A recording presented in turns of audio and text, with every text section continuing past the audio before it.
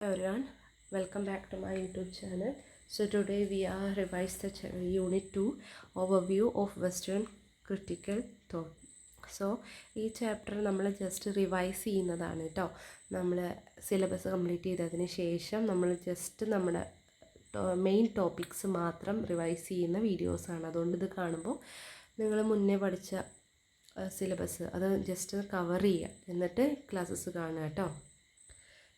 ഈ സെക്കൻഡ് യൂണിറ്റിൽ നമ്മൾ മെയിനായിട്ട് ഫോക്കസ് ചെയ്യുന്നത് ഈ ക്രിറ്റിസിസത്തിൻ്റെ ഹിസ്റ്റോറിക്കൽ എവല്യൂഷനാണ്, അതായത് ഫ്രം പ്ലാറ്റോ ടു മോഡേണിസം. അപ്പം നമ്മൾ ആദ്യം അറിഞ്ഞിരിക്കേണ്ടത് പ്ലാറ്റോ, അരിസ്റ്റോട്ടിൽ, ലോഞ്ചിനസ് ഇവരുടെ ക്രിട്ടിക് ഐഡിയാസാണ്. അതായത് മിമേസിസ്, കഥാസിസ്, സബ്ലിമിറ്റി എന്നുള്ള ഈ ക്രിട്ടിക്കൽ ഐഡിയാസ് ഓർത്തു വെക്കുക. പിന്നെ അവർക്ക് ശേഷം ഉണ്ടായിട്ടുള്ള ക്രിറ്റിസിസം, മിഡീവൽ ക്രിറ്റിസിസം, അതായത് ഈ മിഡീവൽ ക്രിറ്റിസിസത്തിൽ നമ്മൾ ലിറ്ററേച്ചറിനെ കൂടുതലും ജഡ്ജ് ചെയ്തിരുന്നത് റിലീജിയസ് ആൻഡ് മോറൽ വാല്യൂസ് വെച്ചിട്ടായിരുന്നു.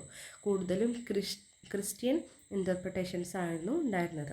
ഇനി റിനൈസൻസ് ക്രിറ്റിസിസം എന്ന് പറയുന്നത് നമ്മൾ കൂടുതലും ഹ്യൂമനിസത്തിലും റൈറ്ററിൻ്റെ വാല്യൂയിലായിരുന്നു ഫോക്കസ് ചെയ്തിരുന്നത്.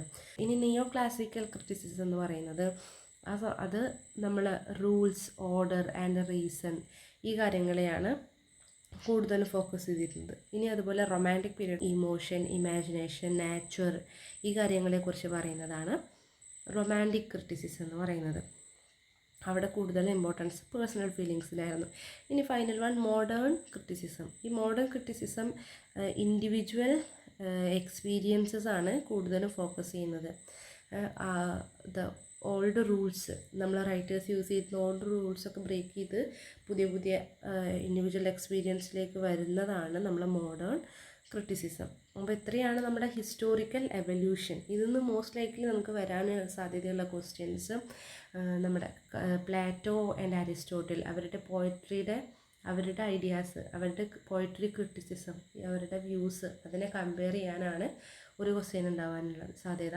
രണ്ടാമത്തെ ക്വസ്റ്റ്യൻ വരാൻ ചാൻസ് ഉള്ളത് ഫീച്ചേഴ്സ് ഓഫ് റൊമാൻറ്റിക് ക്രിറ്റിസിസം ആണ്. നമ്മുടെ റൊമാൻറ്റിക് ക്രിറ്റിസിസത്തിൻ്റെ ഫീച്ചേഴ്സാണ് വരാൻ സാധ്യതയുള്ളത്. അപ്പോൾ ഈ രണ്ട് ക്വസ്റ്റ്യൻസ് ഒന്നുകൂടെ ഇമ്പോർട്ടൻസ് കൊടുത്ത് നോക്കുക.